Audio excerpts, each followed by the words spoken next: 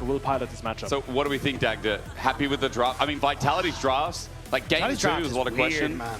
Like, Annie is your only engaged, like, you're looking maybe a transitional gank here from Elyoya towards the mid lane. Humanoid a little overextended. Yeah, Humanoid does go in, get the stun. Here we go, safeguarding, gets the flash immediately. Humanoid pays respect. Nicely done by just start pushing. Yeah, we'll have to see if this is going to be the plan. Humanoid.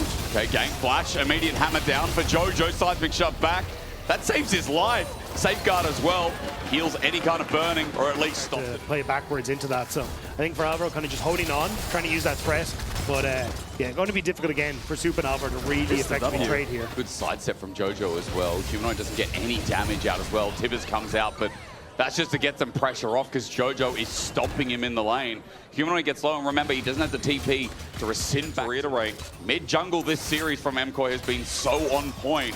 There's been a bit of a diffy there as Carzzy not going to get rooted back. He does sidestep, step back in. He's out of mana though. Cozy Campfire sets him up to go forward. He stands his ground to his credit, but MKOI has a better health pass. The Sonic Wave is going to connect onto Lyncas, level 5 for Elyoya. Doesn't have the kick, but he does have the damage. Here's the wall as well. Elyoya gets slow, but Jojo comes on in, looks to poke out Carzzy. Lyncas won't get the trade kill. First blood to Elyoya's Lee Sin. Great play from MKOI, using Jojo's advantage. Like, sure, Elyoya is there, but if he walks up and gets axed, he might be dead before he even shows up. We'll find him now. There's a Sonic Wave getting thrown. Resonating strike. Dragon's Rage available. Lyncas taking big damage with the pickaxe. It's enough. So Lyncas flashes back with the safety of his inner turret while we look for the 2v2 in the bottom lane. A Blade Caller in is a good route onto Carzzy. Culling going to come out. Only tags Alvaro. But Supa and Alvaro have really changed this lane from what we saw earlier in the game to now a more successful 2v2. Just like in game 1 where who's really the one walking up for space? Undertow going to connect. There's a shock blast. Flashing away from Myrwn's going to be late. Second Undertow with Ragnarok in full swing.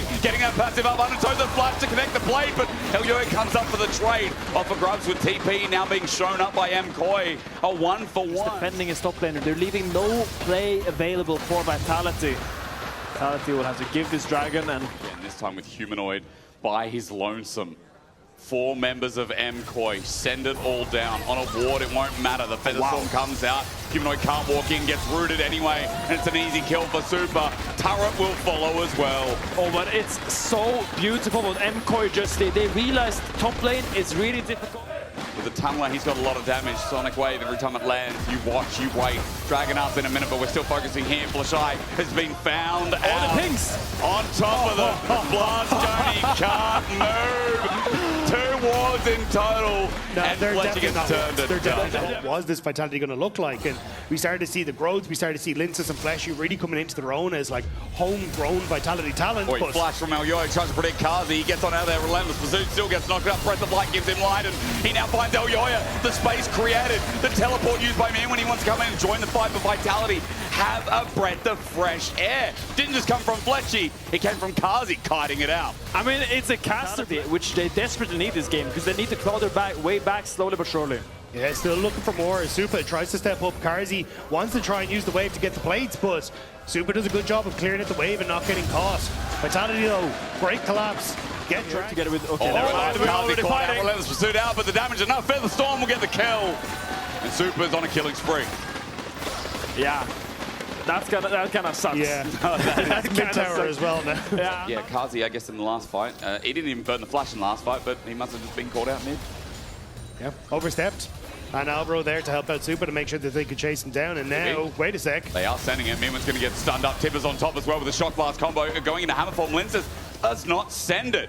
Even though Humanoid was tanking up, he doesn't go in for the dive. They turn instead to find Elyoya on his red side jungle. 3 members of Vitality in the brush, and Sonic Wave not going to be a resonating strike. He knows. Wade takes it anyway, gets the red buff. Kicked away as the Olaf, but red secured. Actually, Humanoid would be dead.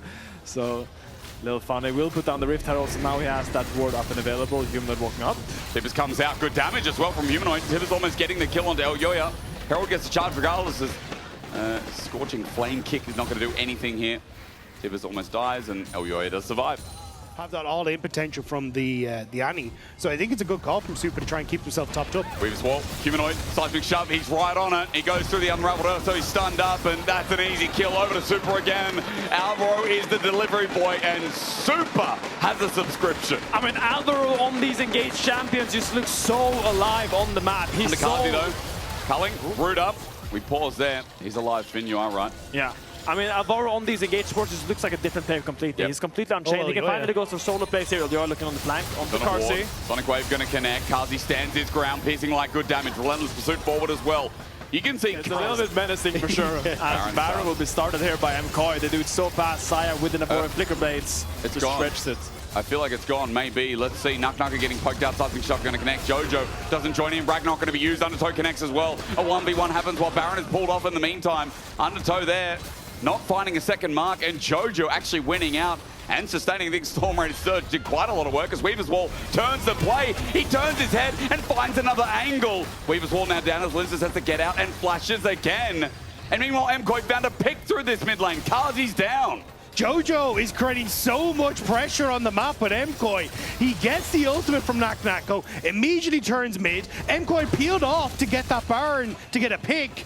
And now he's just zoning off humanoid. Yeah, I think what happened is that MKOI just started the Baron, and then suddenly Vitality tried to walk up and contest it. But I see Myrwn's ult is down. I imagine he just found a pick somehow onto Carzzy, and now they extended that pick into more flashes mid, and now the Baron is actually secured by MKOI. Wow. We're looking at a sweep, gentlemen. We are looking at a 3-0 from our 4th seed against what was presumably one of our best humanoid. teams. As Humanoid's going to face check and get punished. Dragon's going to be taken down, but now Vitality got to get the hell out of this bottom side of the map. MKOI are coming, and like sharks, their jaws are ready with Lyncas getting flicked up, sent back. The teeth have bitten into the flesh, and MKOI are doing the due diligence to seal the job and finish off this series. I mean, we're not in Hollywood, but they are movie stars right now. They are just completely running the map. It doesn't seem like Vitality has been able to touch them this series. Nako has had a quiet series. We expected him to go up against Myrwn and kind of dumpster that matchup, but has been quiet, even on the Olaf here. Hasn't really found the impact that is dearly was needed by him. And the nerdy feels fitting in a way. MKOI back on top, MKOI looking clean, and it's Myrwn back on the Varus. It feels like we are going back to the MKOI that were so dominant, that were rightfully placed in that upper echelon of the LEC. And if they can close out this series 3-0 against Vitality in this fashion, that is a statement towards the rest of the league. And I also feel like I have to give Supa his flowers, because despite the Ash play game 1, I think he has had a phenomenal season.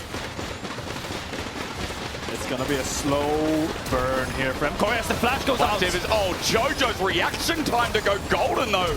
Sensational flash seismic shove doesn't connect for Carzzy. Out with the culling. Jojo's going to match him with a threat of volley, but Myrwn about to come on in. Autos, hail of arrows, breath of light, but the ulti onto humanoid. Wait for the Q, the knock up Alvaro. They send it in. MKOI back on top. Top 3 indeed. We doubted them in the regular season, but Vitality have been wiped. This was our #1 seed, and MKOI have just 3-0'd them. Supa, Jojo, Elyoya, Myrwn, and Alvaro. The 5 stay alive, thrive, and override our #1 seed of spring. MKOI are right back where they were in 2025 with a date against G2 in the upper bracket for MSI. You can discount them, but you can never really count them out. The individual talent on this roster is just so sublime. The power presence, like the presence all of their laners have, and the ability to take over. Even a little, MKOI look insane right now. And that makes tomorrow that much more exciting.